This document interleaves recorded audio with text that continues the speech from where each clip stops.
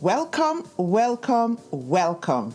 You're tuning into the Lead to Excel podcast, the hub where science meets leadership and transformation begins.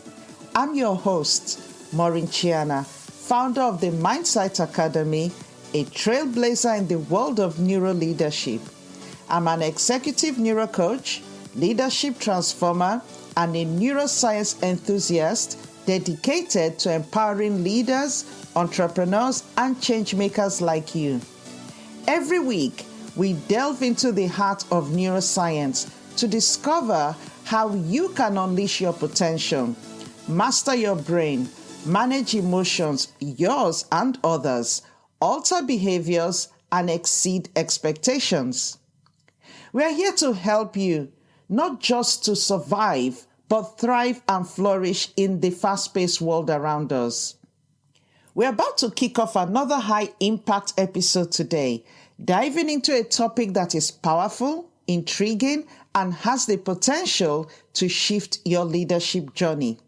So, my friends, it's time to put on your thinking caps, grab your favorite beverage, and get comfortable.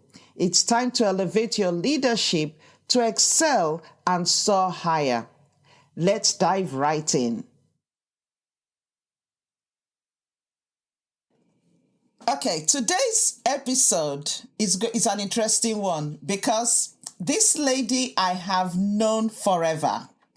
And we've never done a podcast together. So we will see where this leads. But listeners, be prepared for some interesting brain rewiring, anything you want to think of, but listen to this podcast because this lady is amazing. And her name is Blessing Enakimio. Dr. Blessing Enakimio, welcome to Lead to Excel podcast. Thank you very much. I'm so pleased to be here. I am really pleased to be here as well. So I'm going to start by saying, actually, let Blessing introduce yourself. I think that would be a good start. Who is Blessing? That's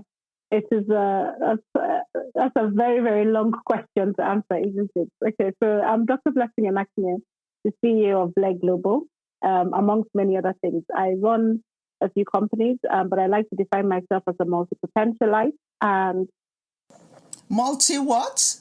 Multi-potentialite. Oh, I love that.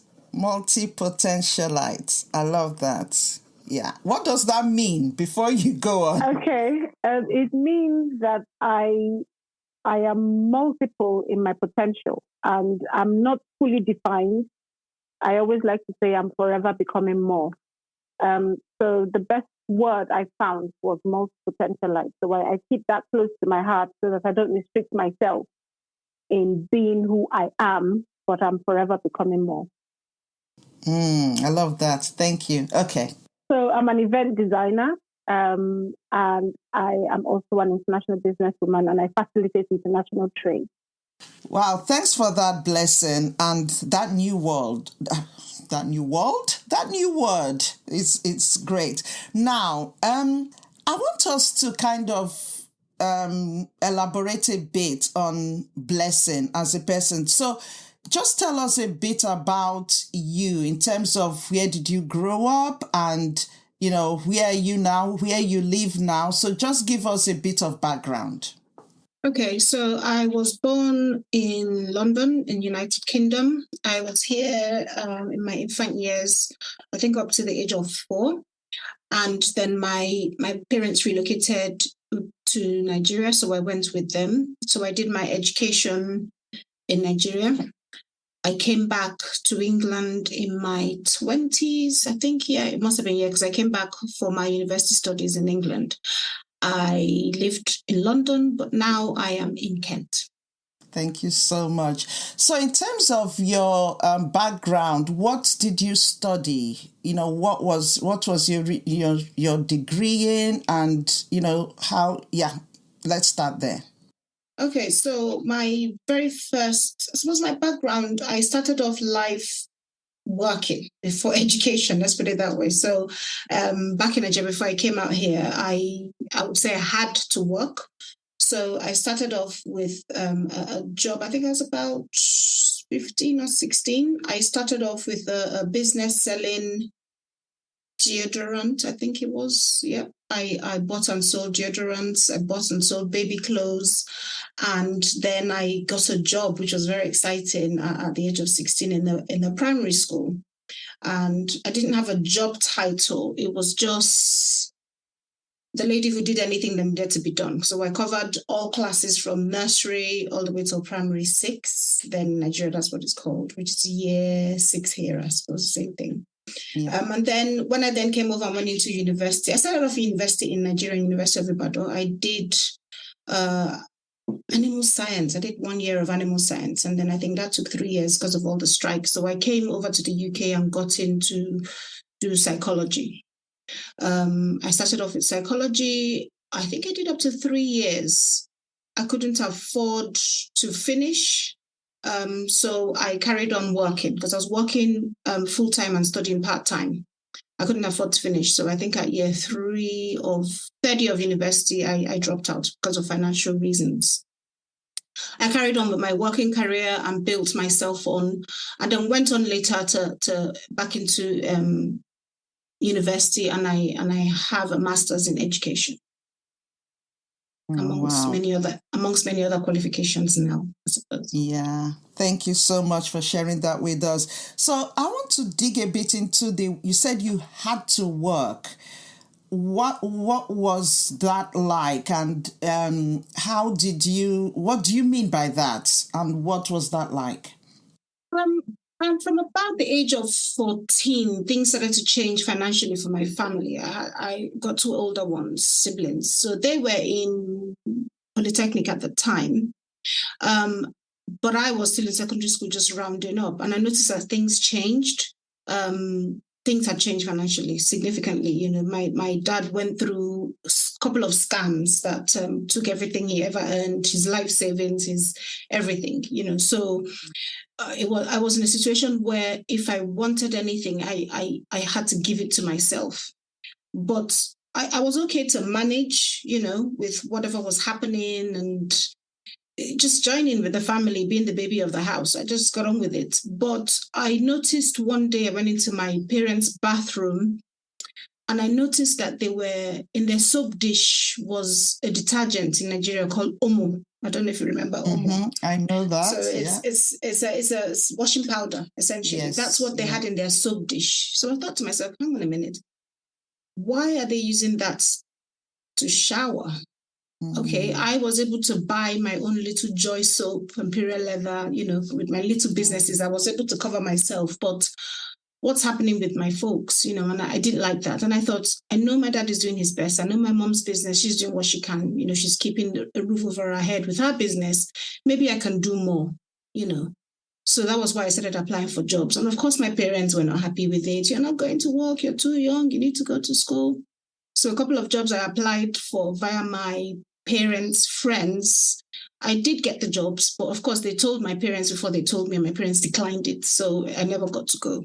So in the end, I had to go behind their backs, which was very risky. But I did. I went for the interview, snuck out of the house, did all that, got the job. Of course, when I came back, I was told off and the usual. But then I said, but I just got a job. My mom didn't believe. She was like, if your father can't get a job, who's going to give you a job? You're only a kid. I said, but I did get it. And I'm starting on Monday. Wow. And I remember vividly that I had to go and stay during the period of the interviews and the training and everything. I had to go and stay in a friend's house, a family friend's house, to say that I was just visiting with them, but it's because I was going for the job interviews, a different series. I had to do that, you know. So I got the job. My mom was happy I got the job. And every time I got a salary, I'll bring my envelope back to her and I'll give it to her. So that added to the income of the house. And slowly but surely, the soap dish for me is that soap dish. There was no longer detergent in there. There was soap. There was Joy soap. I remember Joy. Wow. And for me, that was why I did it. And I think from then on, it's been a case of if I see anything that I don't like, I always say this saying, if it has to be, it's up to me. That has just always been my drive. If it is to be, it's up to me. So if a problem gravitates towards its solution, so if I identify a problem, it's not for me to flag it, it's for me to solve it. Wow. Blessing, you were 14, 15 at this time. Yeah. And you are the last born.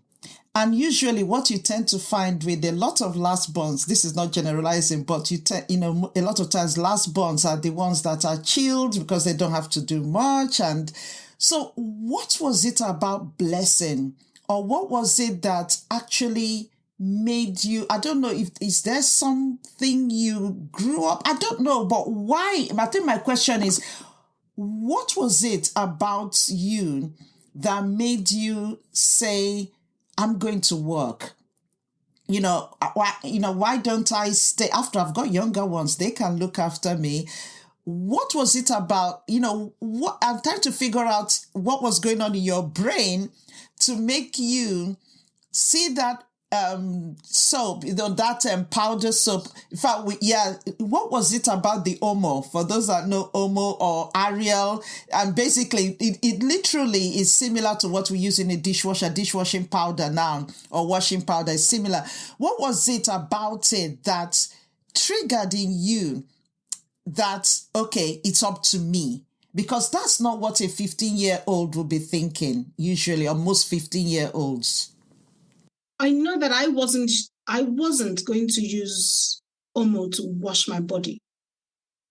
We had run out of soap many months ago, if not maybe years ago, and I had been using soap to shower. How come? Because I was, with my little trade, buying it for myself. I could meet my own soap need, let's put it that way. And I don't know. But then I never thought that my parents would need my help. It wasn't what I was thinking at the time. But I just thought, if I can buy one for myself from the little I'm doing, the whole point of going into the deodorant business was because I wanted deodorant, and I thought, okay, the best way to do it is to sell it. If I owned it, then I can have one, isn't it? So I started trading in deodorant, and it's from church, isn't it? The lady who was doing it, I just took some from her and said, I haven't got capital. Can I take some? When I sell, I'll replenish. And the thing is, I'd grown up in a home that is quite entrepreneurial. My mom was a very vivid businesswoman. I saw her set up many women in business. So maybe innately, I'd grown up seeing women empowered, maybe. So unconsciously, that was already my wiring, so to speak, that women can do stuff, because I'd seen my mom do it for women on the street. She would see women who were hawking, and she would call them in and say, okay, instead of selling what you're selling, I'll give you a crate of Coke. You sell it, bring back the money and take your profit. She had empowered quite a few women. So I'd seen that happen. So I took the same thing and approached people who were in business in church to say, give me some, I'll sell, and then I'll return the capital and take my profit. And that's how I started. So a simple thing of soap, I could do it. It wasn't a big deal. And I was buying it for myself. So just buying 2 a month, it just means I have to sell more. That's how I saw it. So I took that on. But then it led me down the path of, actually, if I can do that, why just get only petty? I can go and get a job. It's not like I'm doing anything. University's on strike. It's not like I can get in. There's no money to go to university anyway. So why not? So I think for me, innately, it was as if, what else is there to do? That's how it was for me, I suppose. Amazing. Actually, that is, I think you kind of answered the question I was going to ask next, because what I was trying to find out is, what had you seen? What was it? Because where did it come from? For a 15-year-old to really go out to get a job, for a 15-year-old to see there's a problem here, and I can do something about it. And I think what you've described is that your mom was doing something similar. So you had seen that empowerment. You had seen her empowering others. You had seen her running a business. You had seen her, see a problem with other people and solve it. And I think that's so important, because what we see as children is wired into our brain. very subconsciously. She did not have to say anything to you. You saw it, it got wired passively. And when a problem came up, you knew what to do without even thinking about it. And that's so powerful. So I really thank you for sharing that with us. Thank you. So I'm now going to bring us back now to the UK, because I really wanted us to get to the foundation, basically. And one of the things, because you've really talked a bit, what you said, you've talked a lot about that problem solving, see a problem and it's up to you to solve it. I know you quite well, and I see that play out in you over and over. So in terms of coming to the UK, you then, really, because what you said is that you couldn't afford to finish your degree in psychology. You didn't fall apart. You looked for a solution. It's the same thing playing out again, and then, in fact, even how you came to the UK, it's that whole process playing out. And then you then moved on. Now you had a master's in education. And how did you then navigate to come into being an events planner? Or not events planner, it's events designer. Events designer, that's the one. Did you navigate through that to get into events designing? Yeah, if you just share that with us. Okay, so coming to the UK in the first place was a case of I have the option. I'm a British citizen.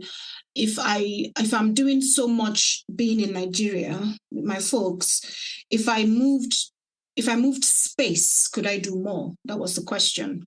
And I think the answer was an immediate yes. But then the question that followed was how? Because how do I afford to get a flight ticket? Where am I going to stay? Blah, blah, blah. What are the logistics behind it? And I thought, okay, my mom's sister still lives here. No one knows what she's doing. I reached out to her. Can I just hold that thought, Blessing? I'm sorry, I'm going to keep interrupting That's you. Fine. Okay, so during this whole thought process of what can I, I'm doing it here, how can I do it? Was this you driving this, or was it your parents? Who was this coming from? It was me. My parents had their own issues they were dealing with. They were trying to stay afloat, so I was inconsequential. They were so drowned in what they were doing that I had the liberty to engage myself with my thoughts. Wow.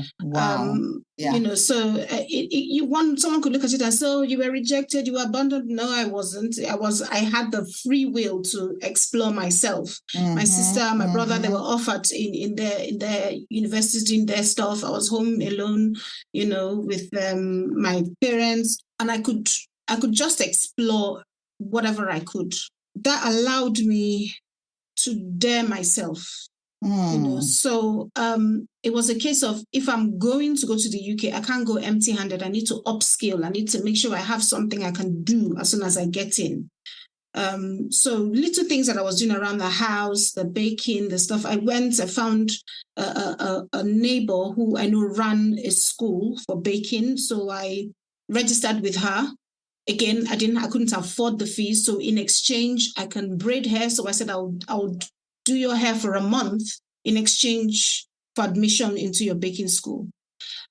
She agreed to it because my mom had a hairdressing salon as well as other things she was doing. So I had a lot of skills. I brought up in it. So I exchanged value. That's why I talk about value a lot. I exchanged my hairdressing skills to get access to her baking school. I qualified, did that, got that, happy with that. Then in some of the parents that I was working with, the kids who lived on the street, I worked with. I said, instead of you paying drivers and your nannies to take the kids to school, I can come around. There were about 10 of them. I can come around and pick everyone up, take them to school, and bring them back every day. And we negotiated a rate. So I was earning from that as well. How old were you at this time? Probably still as a teenager. Yes. Wow. Yeah. Wow. So I did that. Yeah. Then also, of course, there were a few girls there. They were having hairdressers coming and going. And I thought, no, I'll come pick your kids up, take them to my salon. I'll undo the hair, wash it, and look after them. That Saturday, that means you're getting childcare as well. And their hairs are done, and I'll return them. So I had quite a lot of little jobs and I had a lot of money. I was making, for my age. It's not like I had to pay rent or anything. So I was making a lot of money. And all the money I was making from my job, the full-time job, was going straight into my mom, and she was reinvesting it in her business, so her business scaled because she had a lot of capital monthly coming in. Then the money I was making from these other little jobs, I could spend, if that makes sense. So I had enough cash flow for myself, and then I was also providing for my family, and my mom was just doing her magic with whatever I was bringing in. And she went from selling retail Coca-Cola to becoming the major distributor in all of Ikeja, from that. So for me, it was no longer a case of can we eat? We could eat. We could fuel the car. We could. Well, that was me bringing in mine, and my mom multiplying. Yeah. So the issue of now going abroad was who is going to do what you're doing here. Who is going to afford that sort of huge capital to do the shift? So if it's to be, it's up to me. So I remember deciding that it wasn't beyond me, but I didn't know the answer. So I was going to fast and pray, I remember. And I decided I was going to do 7 days fasting and praying. On the day one, someone said to me, why don't you go and speak to so-and-so, one of the parents of my children, so to speak, because I had my little children's club, because they travel a lot. So I went straight to her. I said, when I went to drop the kids, and I said, I wanted to travel. She's like, travel? Why? I said, I'm British, and I want to go back and study. And she was like, oh, but who's going to do all this stuff that you're doing for us? We become so dependent on you. I was like, well, it's my turn. I need to go and do something for me. She said, oh, that's not a problem. I'll buy your flight ticket. I said, what? Wow. And that was it. Flight ticket sorted. Do you have a passport? I was like, passport? What is a passport? So, that's just the journey. And I carried on. I got my British, because my parents hadn't done my British passport either. So I went and I had got my British passport, got my Nigerian passport. Again, these are from parents helping out, chipping in, oh, you've done this for my kids. You've done this, you've done that. Okay, what do you need? How much do you need? And that was it. And I just somehow figured it all out and got on a plane and arrived here with my suitcase and slept on the floor for a good 3 months, Wow. Let's take a break there, because there's a lot to unpack there. That is amazing. You know something you said, and it always comes back to that saying, you keep saying it is down to me. If it has to be done, it's down to me. And there are two things you did, which I find really powerful. You started fasting and praying. And you see, that is so powerful in the sense that once we are connecting to God to hear what God is saying, it helps us to quieten down and stop moving and trying to figure things out. In the process, you're able to hear from God, because I always say that, see, we are spirits. God is a spirit, and he can speak to us. He's always speaking to us, but most times we're not hearing because we're just constantly moving. But insights as a Christian is when God speaks to your spirit. And a lot of times we don't hear it. But when you're done quieting to pray, and there's something powerful about praying, because we're praying, and the good type of prayer is you're listening. And when you listen, you hear. And it's so great that when that person came to you on that first day to say, ask this person, if you were not in that calm, quieting mode, you would have brushed it off and say, I don't need to. You did actually almost do, why would I speak to this person? But because you're in that quieting mode, listening and being able to take action, you took the action. So you're not just praying and praying and praying for 7 days. You prayed, you listened, you acted. And that's so powerful. And you asked. That's the key. You asked. And when you ask, the opportunities come. I love it. I love it. I love it. Right. So then you came to the UK. And when you got here, you did, we don't, because of time, we can't go into all the details. In fact, I think, Blessing, we need to come back and do a part 2, part 3, and see where this leads us. But in fact, it's interesting because I did not realize that you had started, doing hair back in Nigeria.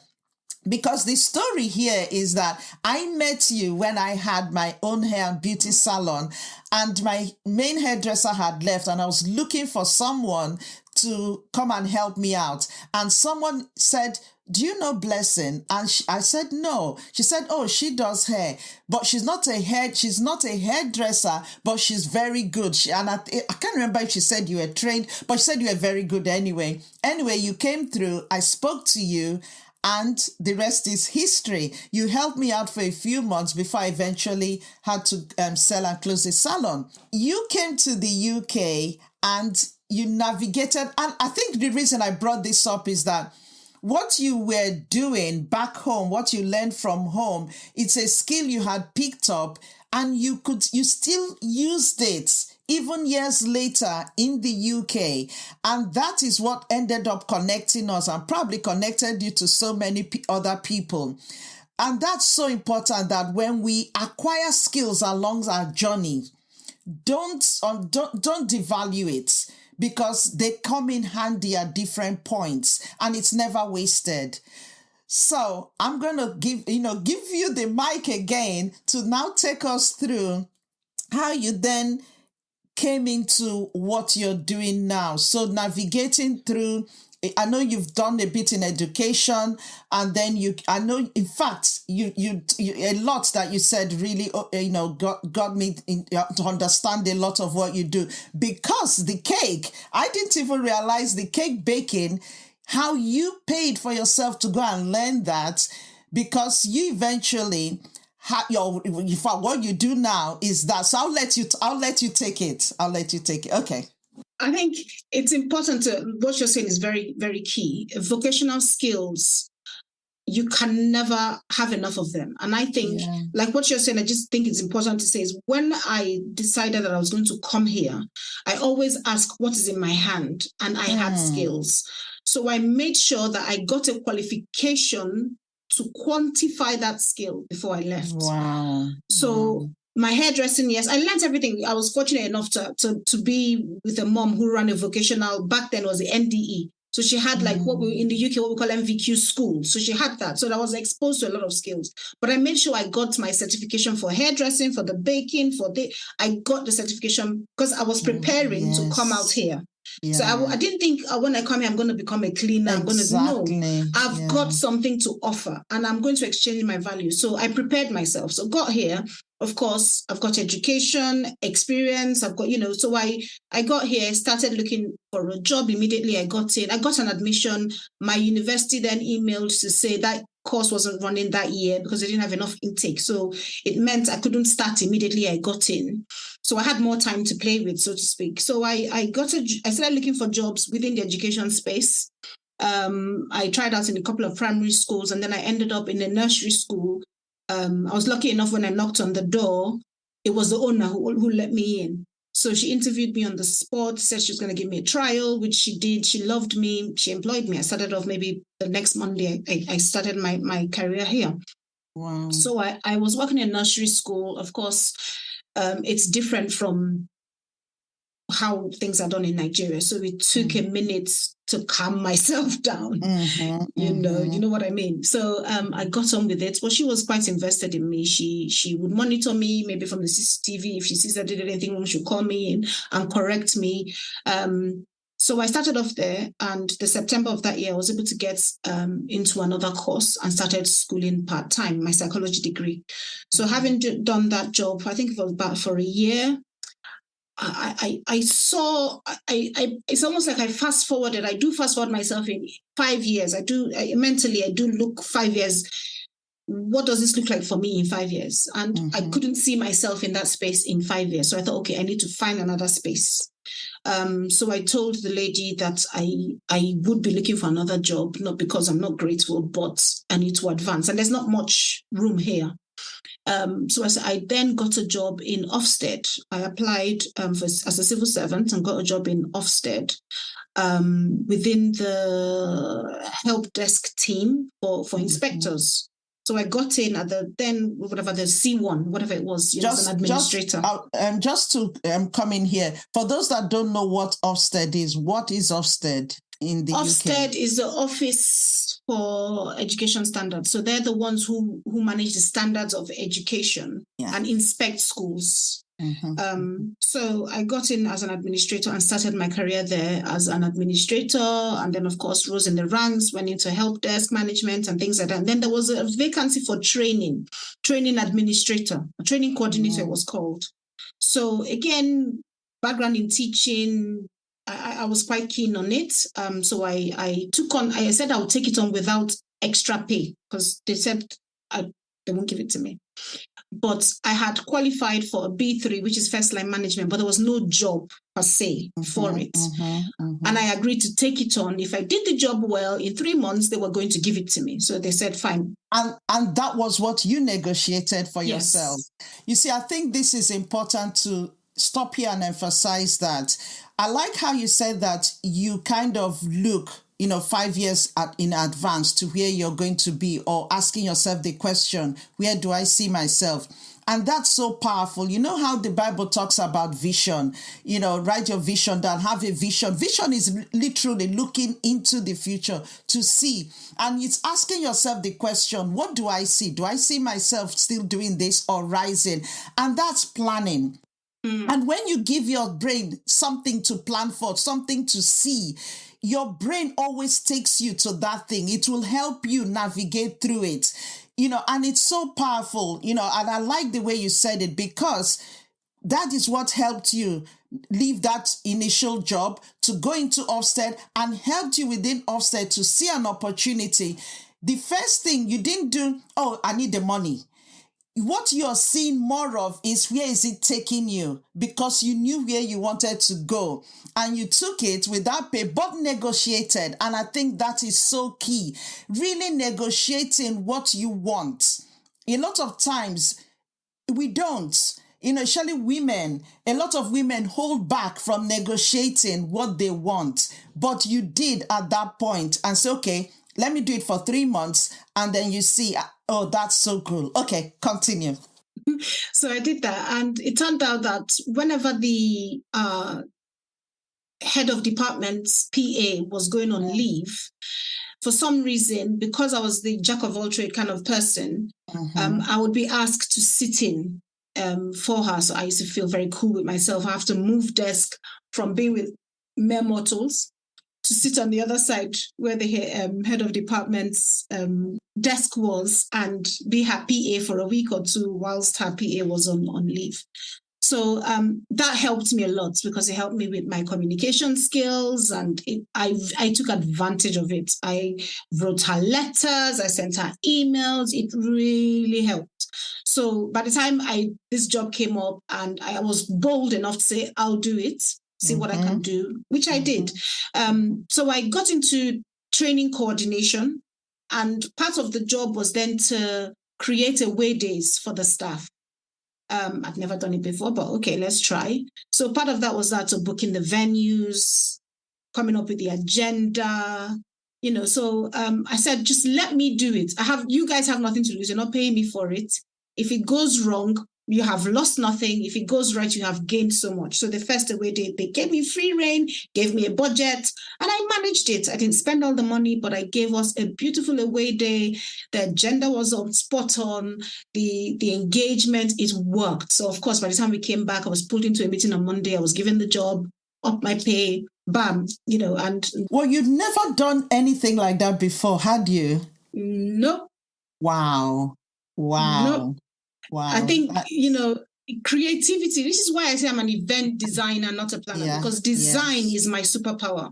It doesn't matter what space I go into. It doesn't matter what it is. I can think from within and come up with an idea. I'll come up with a solution. So I use that, I suppose. I'm more conscious of it now, but then it was just a thing I did. But now I claim it's my superpower, and I know it's my strength, and so I play with it. So I did that, and that's how I got into designing conferences, planning away days, training courses, so that we would have a budget and people need training, and of course the money never meets. So you have to come up with creative ways to then make sure people do their key skills. So I then said, if I trained to be the trainer and I delivered it in-house, it would be cheaper for us. So a lot of times that's what I ended up doing to make my budget work. So I became a trainer myself to then cascade the training down to others. And I saved my organization quite a significant amount of money. But whilst doing, I was racking up my own skills, my own qualifications. Vocational training came in then. Everybody had to have their ITQ when the whole buzz of IT came on. And it was the IT department said they can't handle it.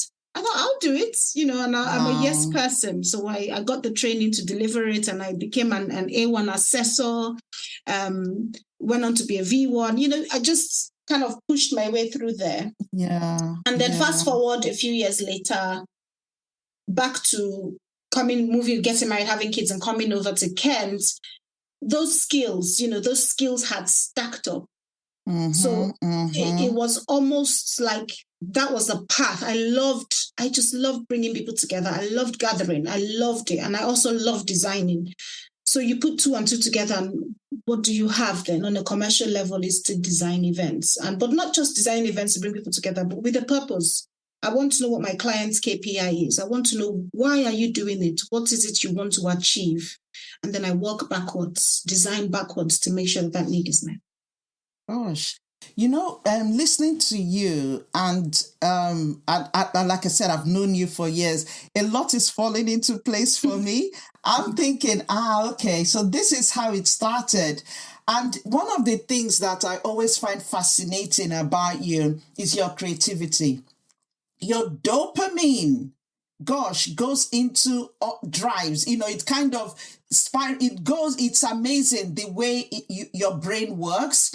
And, that whole, if there's a problem, what can we do? It's interesting because as you're very creative in things, you're also creative with people. It's if somebody has a problem, how do I solve it for them? Your brain is constantly ticking that way.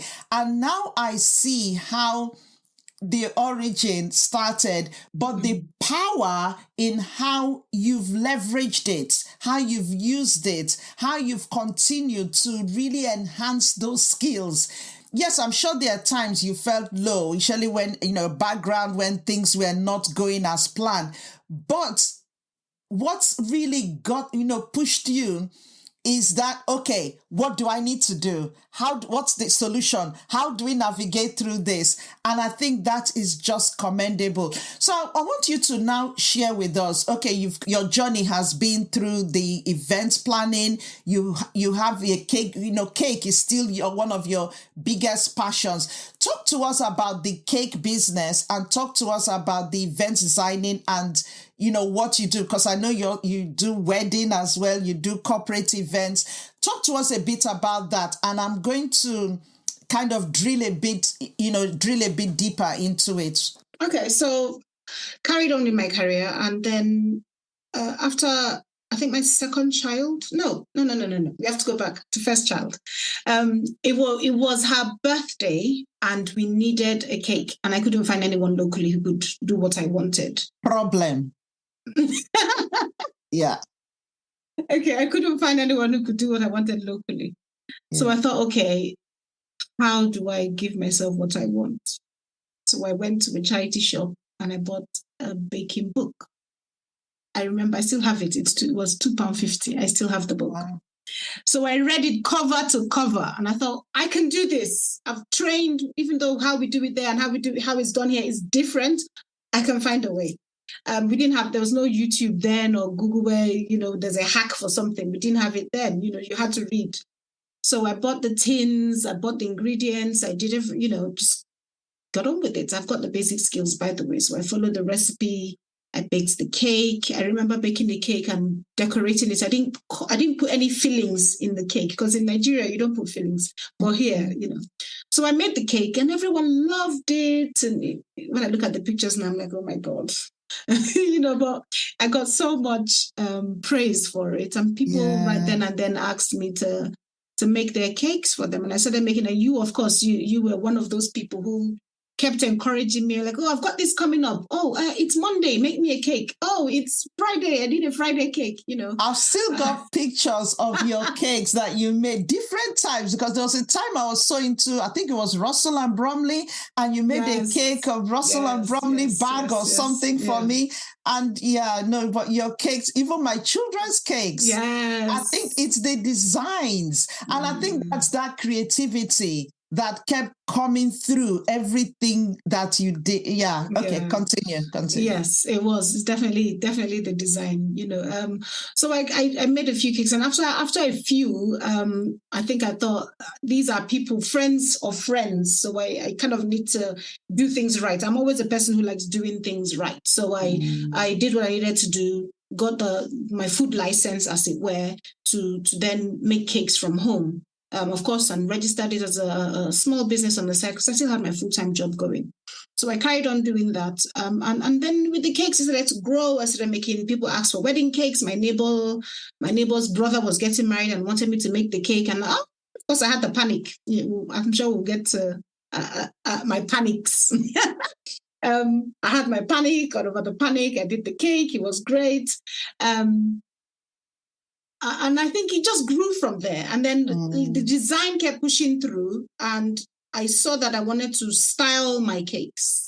So when someone orders a cake, I don't just deliver a cake anymore. The cake has a table that has a cloth, that has a this and has a that. And I did so many styled shoots for magazines, and Kent's Wedding Magazine will call me and they need, can you feature this? And I'll start creating something and create a design and take the pictures and send to them. I was doing a lot of that, for the magazine. And then it dawned on me that, hang on, what this is it's design, it's styling. I want to do more than just the cake. And that's how I got into venue styling, because I already had event design going on, but my expression was growing. So I started to look for specific fabrics, started to look for specific, and I went all the way, my search led me all the way to suppliers in China. So I was now designing my own sort of florals, flower walls.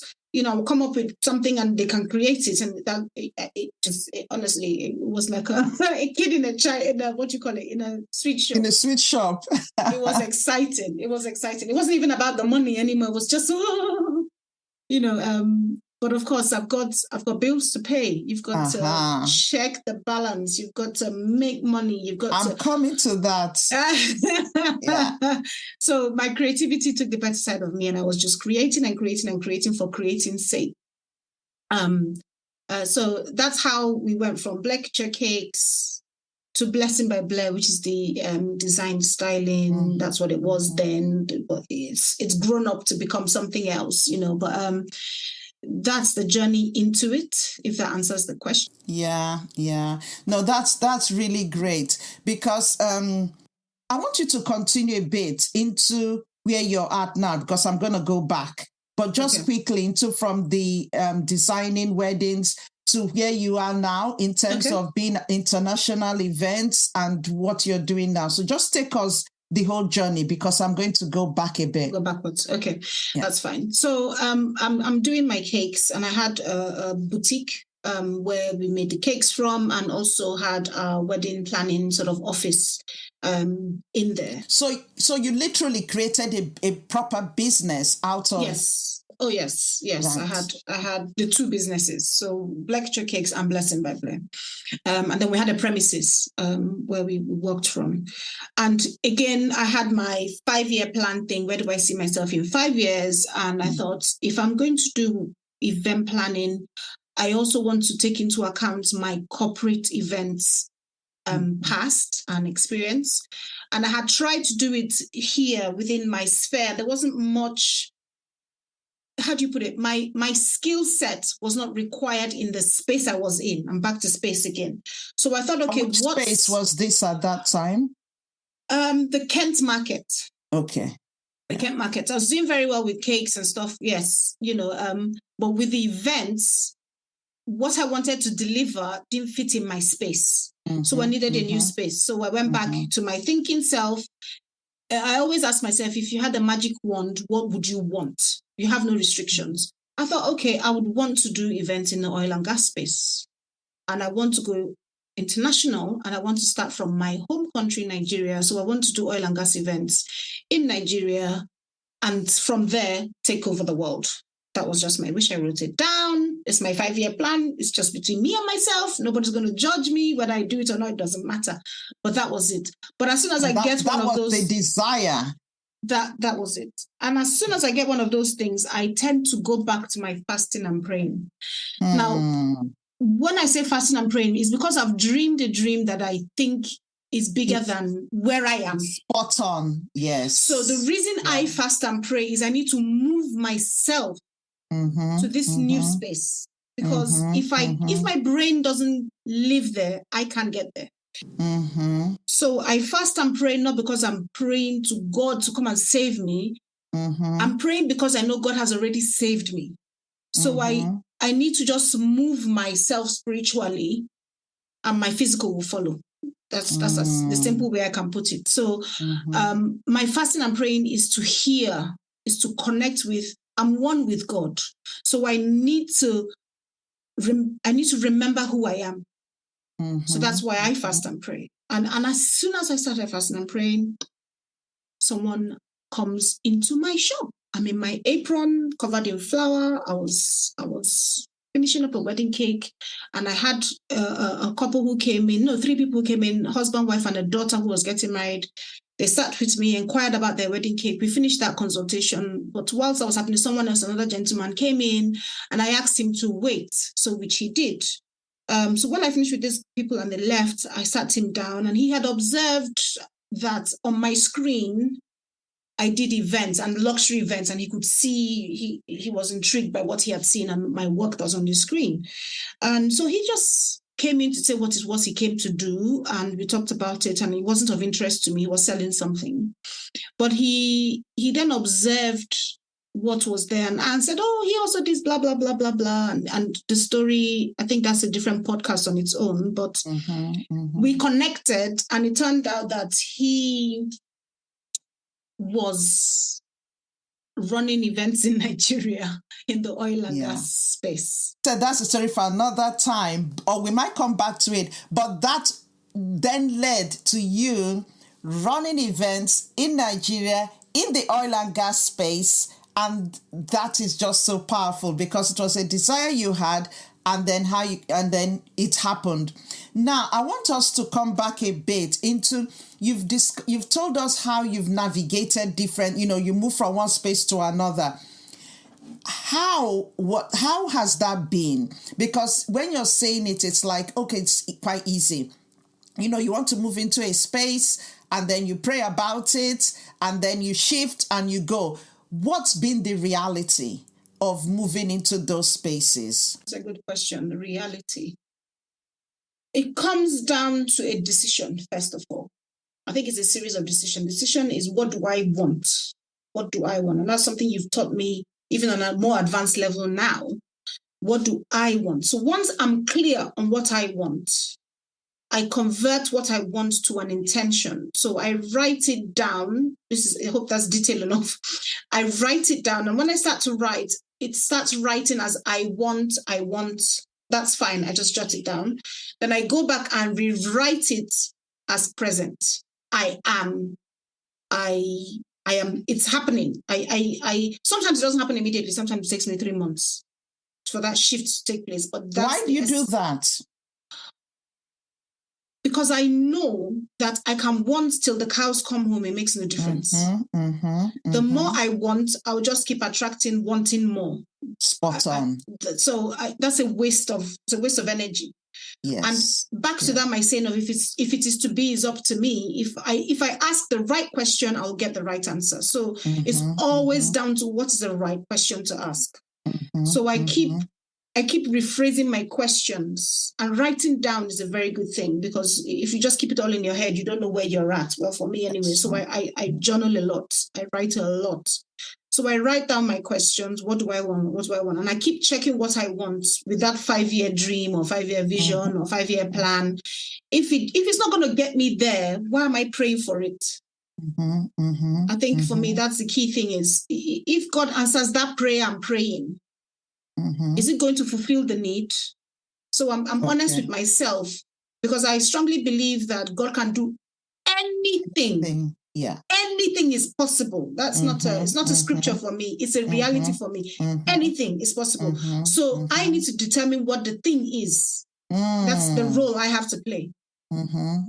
So if I'm not clear on the thing, God is going to multiply whatever the thing I give is. So I need clarity on the thing, because when the blessing comes upon it and is multiplied, if I'm in minus and it's multiplied, I'm going to be more minus. If I'm in profit and it's multiplied, I'm going to have more profit. So I must be clear that the thing, I can attach the any to it, because anything is possible. So it's very important to be clear on the intention and to be sure that the intention matches the goal. Yeah, clarity. And how establishing that clarity, how do you do that? By writing. I literally write. So it's writing. Yes. So I write and I go back and read it again. And I can let this out of it, but I have an alter ego. I have blessing and I have Ngozi. I like that. These are her two names. Yes. They're both my names, they're both me. Ngozi is the normal, happy-go-lucky, whatever you like, default person. Blessing is a rewired brain that has been moored, like I always say. Often I come up with something, I have to then battle it between Ngozi and Blessing. So there's a debate going on. So I shifted from up here to down on my paper. So I'm now objective. I'm less emotive. I'm objective with it. So it's away from me. By writing it down, it's separated from me. I'm not emotive about it. I'm looking at it as though I was talking to somebody else, because I'm very good at solving people's problems. Why can't I solve my own? Absolutely. And let me just cut in a bit there, because what you've described is so powerful, that you've got your alter ego, you've got the Ngozi, you've got blessing. And for everyone listening, it could be however you interpret it, it's up to you. But the truth is, your subconscious brain, in what's in memory, is going to battle anything you're bringing in consciously, because what you have in your subconscious is your memory, is your beliefs, are those experiences that you've had growing up, like Blessing has just described her own experiences from childhood. A lot of those will come out, especially when you're now coming up with something new. Oh, but this is different. Your brain, your subconscious brain wants to keep you safe, protected. And you see, we're all wired differently. As well, I'm listening to you, I can tell immediately that your frontal part of your brain, that dopamine, is really what drives a lot of what you do. And that dopamine is, that right side of the brain is where we have a lot of that connecting with people, building relationships with people, where people matter to you. The problem is, to be able to be objective, you've got to quieten that dopamine bit down and the estrogen. You've got to quieten it down a bit to be able to activate the serotonin so that you can think and analyze and evaluate. The problem is that many people don't know how to quieting one part and activate another part. They feel that, I'm just creative, so I'm just in that creative space. It's your brain. It's knowing how to navigate this. And I know, Blessing, you talked about mooring, being moored. All it is coaching to enable you understand how to navigate your brain. You did talk about, let me not deviate a bit. So those two literally is your subconscious and conscious brain at battle. So it's knowing how to navigate that. So you've got the Ngozi, you've got the Blessing, and you've developed a way of being able to detach the emotion from is it the Ngozi?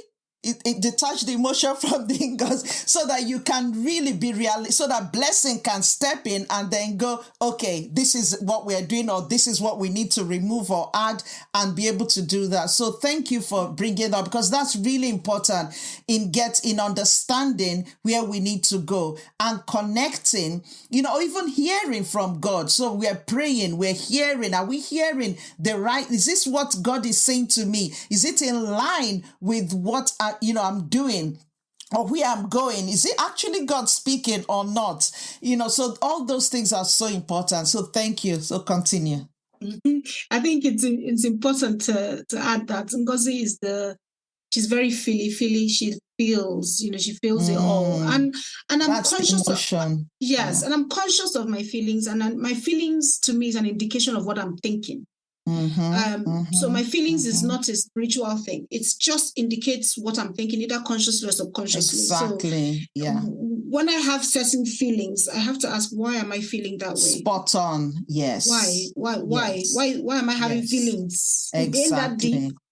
You know. So when I'm aware of how I'm feeling, I'm aware of what I'm thinking. And the truth is, I have the power to change my thoughts. Yes. My thoughts don't determine me. I determine my thoughts. So if I can change my thinking, then I can change my feelings. Emotions. Absolutely. Yes. And that's what I teach my kids, even though I've got teenagers. So of course you've got the whole, and I have taught them, and I keep teaching, it's a choice. Absolutely. If you let your feelings determine your day, you have no control over your day. And I say the same to myself. So whenever I feel the feelings, what's going on?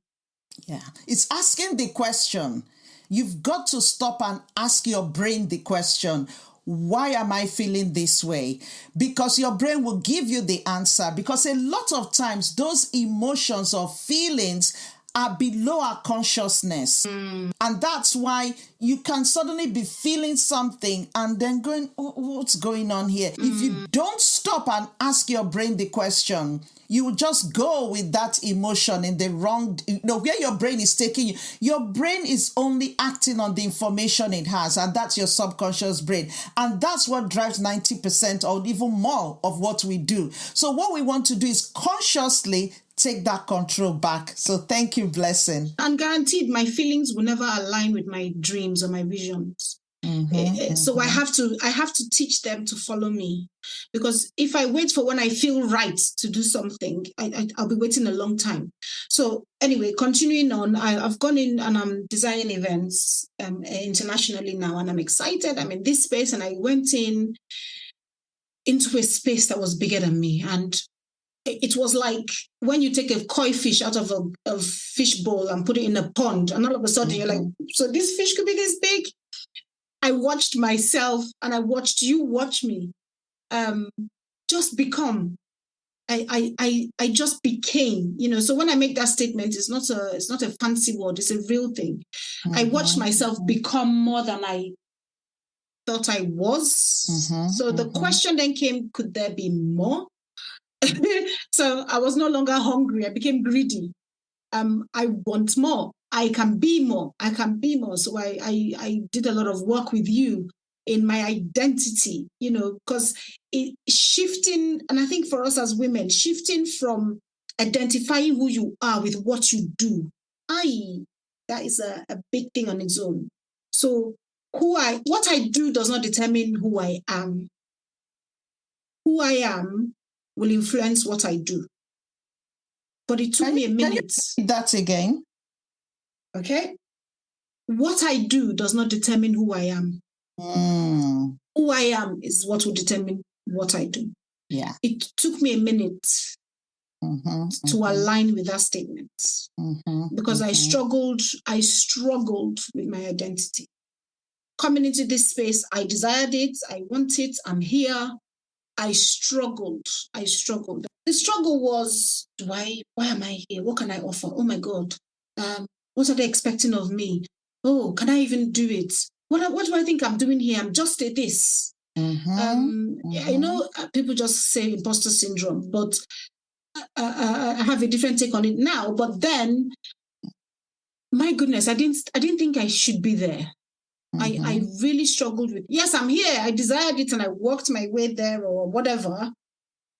But every year, I always had every year, it was a case of, oh my God, what am I supposed to do here? And I saw that feeling affected my work. Because I didn't value, I lost sight of my value in the space I was in. It affected my delivery because of my confidence. Yeah. But I think the advantage of having a coach is you can be honest and come to the table with that. And again, being being coached to think correctly. It's just someone to help you with your thinking, but it's back to a feeling. It's a feeling. Yeah. It's just a feeling. Yeah. So that feeling is an indication of what you're thinking, whether it's consciously or unconsciously. So we go back to that cycle again. So my thinking had to be almost manual. I had to let go of autopilot fully and manually think. Intentionally. I had to think. I had to write so many. I was going through books, one book a week from my thinking. When I wake up in the morning, I write down every morning who I am, what I am, my intention, what I'm great. I took the deliberate steps to do it for months, maybe up to a year of consolidating. I had to reprogram my brain. I had to rewire my brain. I had to tell my brain how to think. Yes, we're this, we're that, but this is to move forward. This is how I want you to think. And using the tools that I gained from the Mindset Academy, I was able to put it to work. I'm not someone who learns for learning's sake or to express that I've learned something or take joy in knowing. I want to do. I want to action. And for me, the Bible, the scripture isn't a storybook.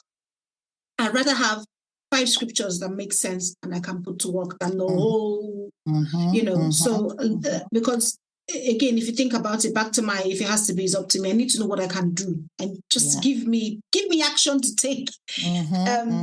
So for me, I think from being that in that space to, if that is possible, what's next? And I open myself up. And there's more coming, if I put it that way. Blessing, that's awesome. You know what? We're going to have to do a part 2 because we can go on and on, because your journey has just been amazing in terms of how you've learned to take that control back of your brain, how to manage the emotions, which is emotional intelligence, basically, understanding the brain, understanding the emotions, understanding that you are in control. One thing that I want us to touch on before we round up today is you did mention that when the first person came to you and asked for a cake for, I think it was a wedding or family thing, you panicked. Now, I want to talk to us about how you navigated that panic, because I know there was also a time, and you see, this is so important, whereby, and you did mention it briefly, every time you're going to step up, panic would set in. The reason why is that it's unknown to your brain. So your brain doesn't know it, so it wants to protect you from it. So you panicked at that stage. I know there was a time you did your first international wedding. You panicked as well. Can you just talk to us about this and how you navigated it, how you lead? Because we've been talking about Rewire Your Brain. How did you do it? Okay, so I can talk about, I think the wedding one is one that I would want to talk about. I had my first destination wedding booked, and I went out with the bride a couple of times, sourced the venue, did all that. Now, this is the night before the wedding itself. Everyone is there. I've done my job. I've brought everyone there. It's just before we hit go. I had a severe panic attack. I didn't sleep at all that night. I did not sleep 1 week. I went to the venue several times the evening before just to cross-check and recheck, and it was all good. But that night I didn't sleep. I was in a pool of my own sweat. It's the biggest thing I had done at the time. And in the morning, as God would have it, and I'm grateful. I always say to you, I'm grateful for you. You rang me all the way in Rome where I was. And I picked up the phone, and you could tell I wasn't okay. And I told you what was going on. I don't even know if I was able to articulate my words. But you then told me it was amygdala hijack. And true to form, when you come up with these things, I just want to understand what's going on. So you told me what it was, and I was like, good, there's a diagnosis. What's the cure? Straight up, So I think it shifted me slightly from what I'm panicking about to, there's a problem to solve. There's something else I need to learn. Quick, what is it? And I remember standing in front of the mirror when you were talking to me. Maybe you told me to go to the mirror. So I started in front of the mirror, my phone, and I remember because that's the vision I have of it. And you explained to me what was happening, the science behind the amygdala hijack. So I understood fully the science of what is going on. Good. Now, what do I do? Mm-hmm. So you started asking me questions. Why are you here? Why did they hire you? Blah, blah, blah. You know this stuff. You know, you were able to ask me questions for me to answer that brought me back into the room. Mm-hmm. Because I had panicked and let fear. I was afraid of the unknown. Yes. I was afraid of the unknown. And I'm not, if I'm thinking about it now, what was the unknown? I don't know. It's a wedding. I've done many of them before, but now I can say that. But at that time, you know, but when you bring it into context and you can separate the feelings again, exactly. You realize it's just another step, you know. So I think rewiring of the brain for me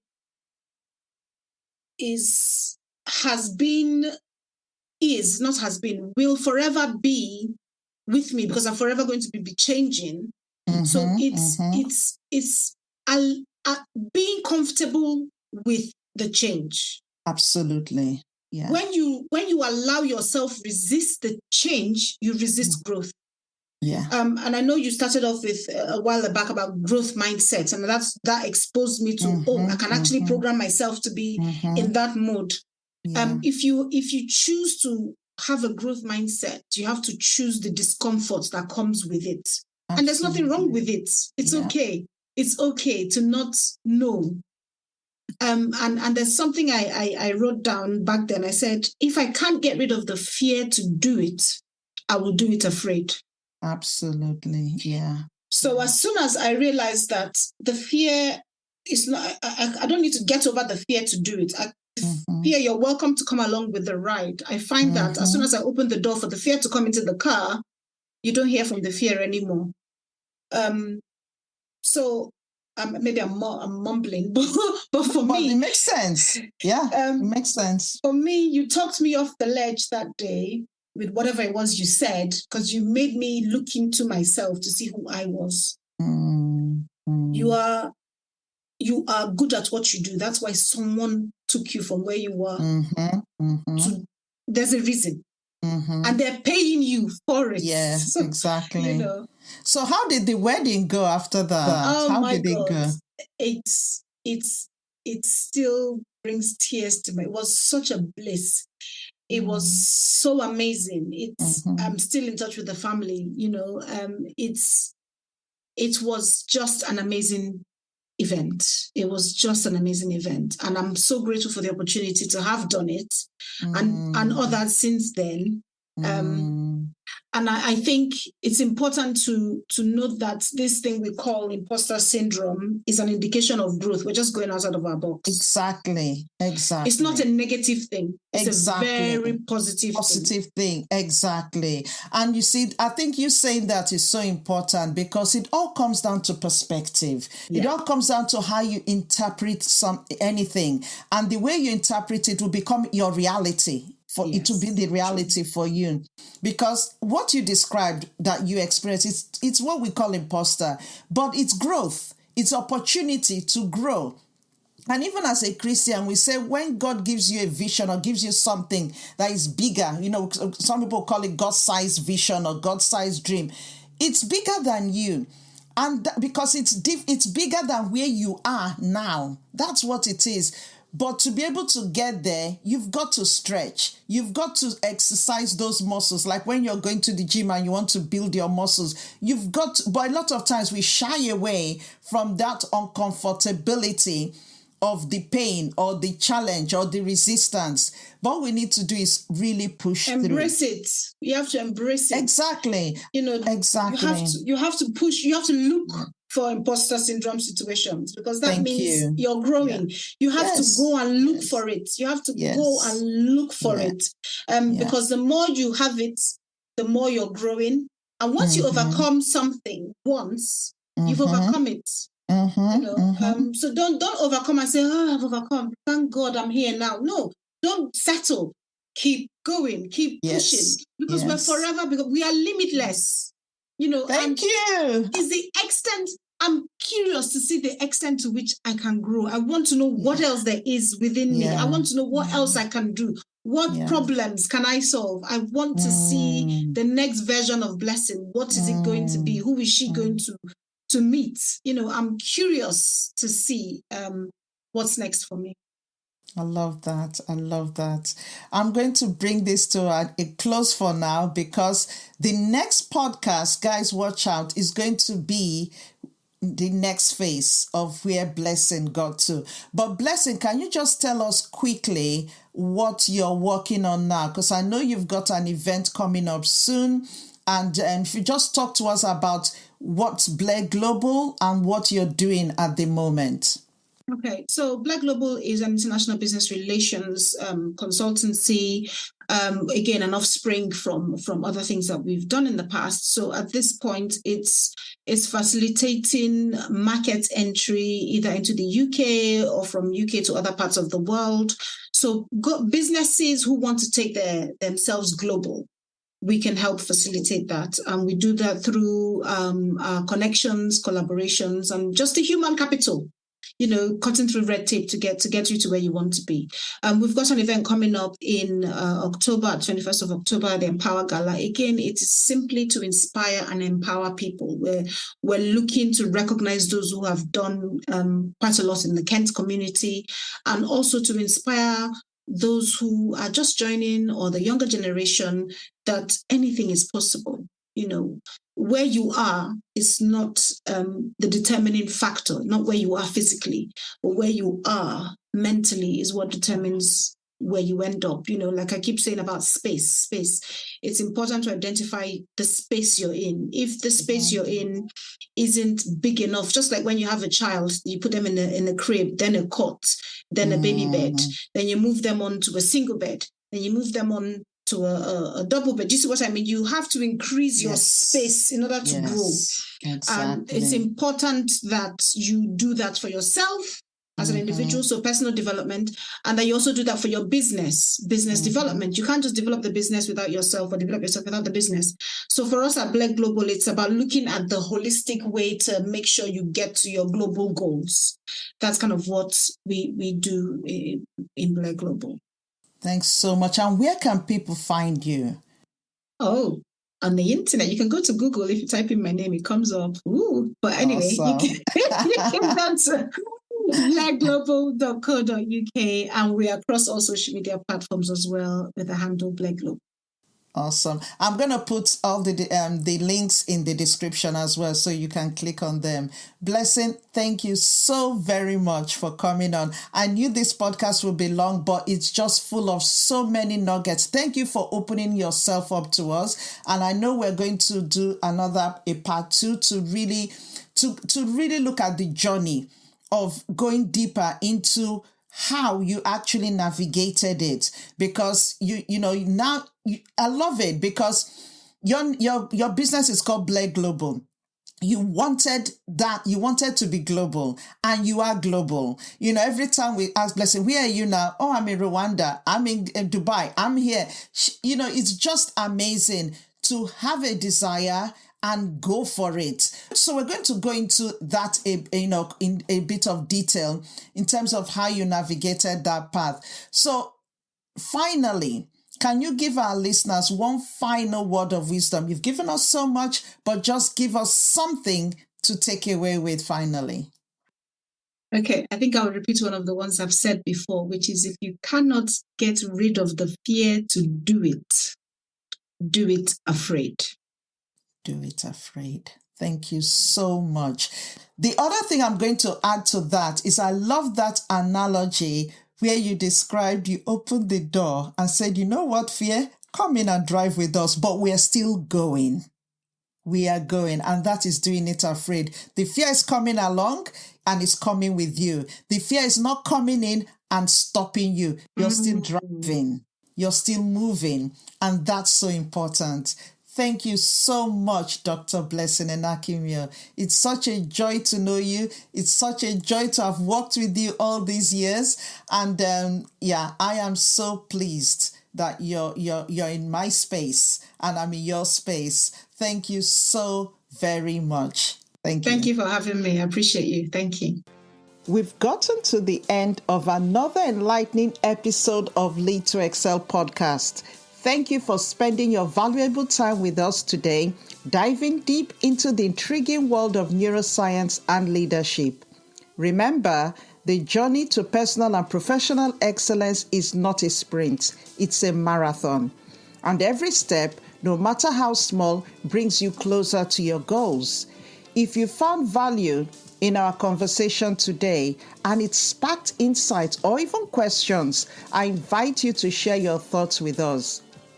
Join our community on the Mindsight Academy.